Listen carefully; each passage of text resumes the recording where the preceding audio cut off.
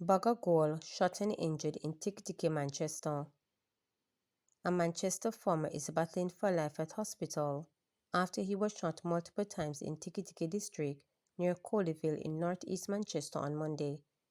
Residents told reporters that shortly before 3 p.m., the injured man, identified by his alias Bagagol, was in the community near his residence when gunmen attacked him and opened fire. He was rushed to hospital and is to undergo emergency surgery. Up to 6 p.m. Monday, police still had the scene cornered off as detectives combed the area. Official figures from the police show 49 murders in Manchester up to December 14, an almost 16% increase over the 42 recorded for the same period last year. The parish has also recorded 44 shootings, almost 19% above last year. Curfew in Enfield St Mary extended for 2 days. The curfew imposed in Enfield St Mary has been extended to another 2 days. The restriction was initially set to end today, but will continue until Wednesday at 6 p.m. The boundaries of the curfew cover Dry River Bridge, Top Enfield, Enfield Main Road, Fort Stewart, and May River. Acting head of the division, Superintendent Anthony Wallace, said the extension is to facilitate ongoing efforts by the authorities to stabilize the area in response to ongoing gang conflicts that has resulted in robberies, shootings, and murders. The Enfield area accounts for 9 of the 26 murders recorded in St. Mary this year, necessitating sustained police intervention to restore safety and rebuild community trust. DSP Wallace assured residents that the police remain committed to addressing their concerns and restoring peace to the community. The Enfield community has been plagued by gang conflict over the years. In recent time, we've been able to cauterize this situation by being very proactive in our policing strategies. Currently, there's a curfew in place in the area. The curfew took effect on Saturday the 14th of December. We're appealing to residents of the Enfield community, which falls within the boundaries of the curfew, to follow all instructions and guidance of the police. Also, to provide information to the police that can lead to the arrest of all persons in the community who are involved in criminal activities. Councillor wants Santa Cruz drains clean for Christmas. Santa Cruz Councillor Christopher Williams is again making an urgent call for the National Works Agency NWA to assist with blocked drains in the St. Elizabeth town. I am basically asking the NWA if they could do some emergency work, even if it's a situation where it's not a long-term thing, right? Do something to ease the discomfort, he pleaded. The truth is, if it rains now, there is going to be blockage in terms of water blocking the roadway and Morrison's Variety Store. I am sorry for those persons because the water normally goes into the store, and those are things that we want to sort out. Williams said on November 21, meeting with NWA heads had yield result in the municipal corporation we're hoping for. We got a meeting with NWA and it was a Zoom meeting, but the truth is, at that meeting we had, I think, 2 representatives from NWA, 2 or 3, the CEO of the corporation, the chief engineering officer, myself, the mayor, but nothing really came from that meeting. That is why last week Thursday at General Council, I renewed the call, he stated. The council said with the advent of the festive season, there will be more people traversing the road and the easily flooded streets are a concern. Grand Market is coming. It is going to be populated with a number of persons. Do something so the space can be easily traversed by people and vehicles, he noted. Flooding from blocked drains after heavy rain is an issue in the town where pedestrians are often seen struggling through dirty water to get to their destinations.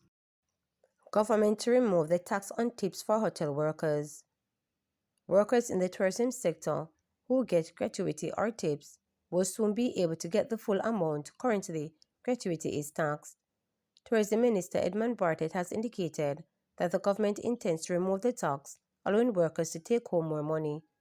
Mr. Bartlett noted that the improved pay will augur well for workers who have been protesting about their wages and working conditions in the past few weeks. He stressed that the workers are the backbone of the tourism industry and measures must be taken to ensure that this winter tourism season is not destabilized. The labor market arrangements in tourism needs total reformation. And the current little situations that we're experiencing of some level of instability in the labor market arrangements, definitely industrial relations situation, we have to fix. And as your minister, we are going to work together to fix it. We are going to make the workers of the tourism industry of Jamaica feel good about being part of this great industry. And we are determined, for example, that the gratuity which we know is there must be given to them in full. In full. However you do the arrangements to enable it, yes, enable it. Because once you do that, the immediate take-home pay for the worker will almost double, and it will change the arrangements and will reduce the space for others to intervene and foment instability.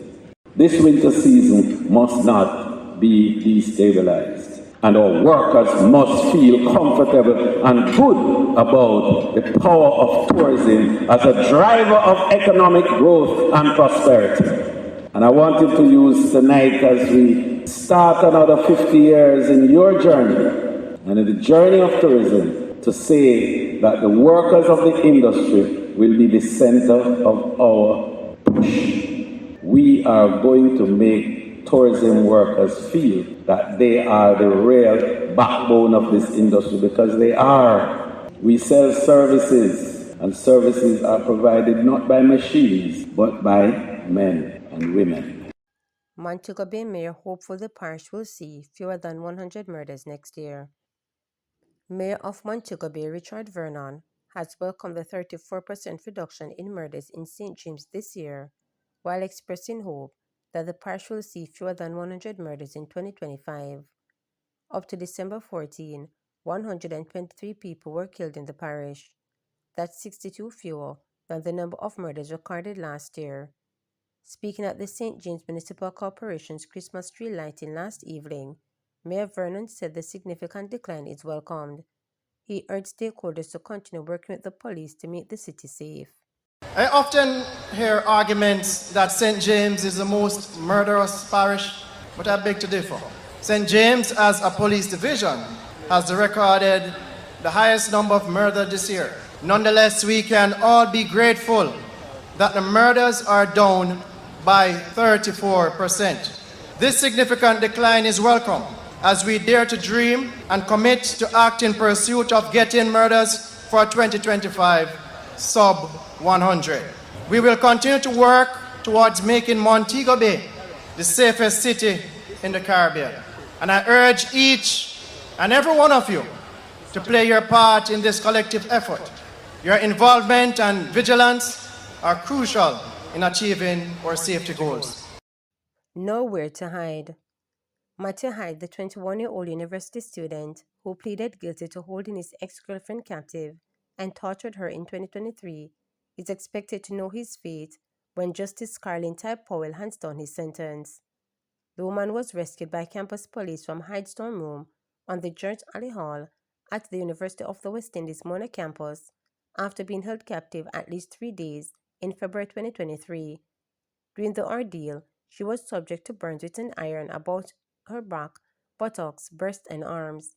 She also was the subject of beating with a belt and Hyde's fist. According to submission report in court, after burning her, Hyde reportedly said, "Let me appraise my artwork," and when she was allowed to take a cold shower by Hyde, he reportedly told her, "You should be thanking me for this." The young lady who reportedly got her device and sent a message after she was rescued. "I thought I was going to be killed.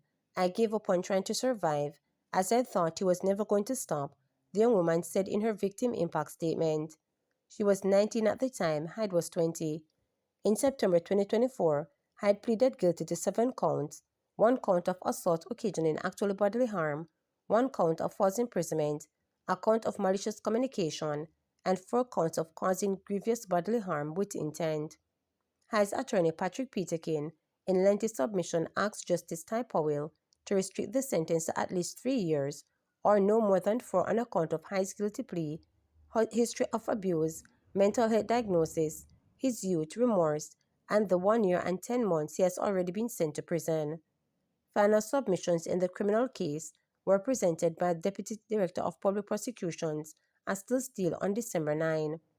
While Peter King argued that Hyde was remorseful and redeemable, with support from his claims for psychiatric evaluation, Steele argued that his actions were premeditated on some level and could amount to torture.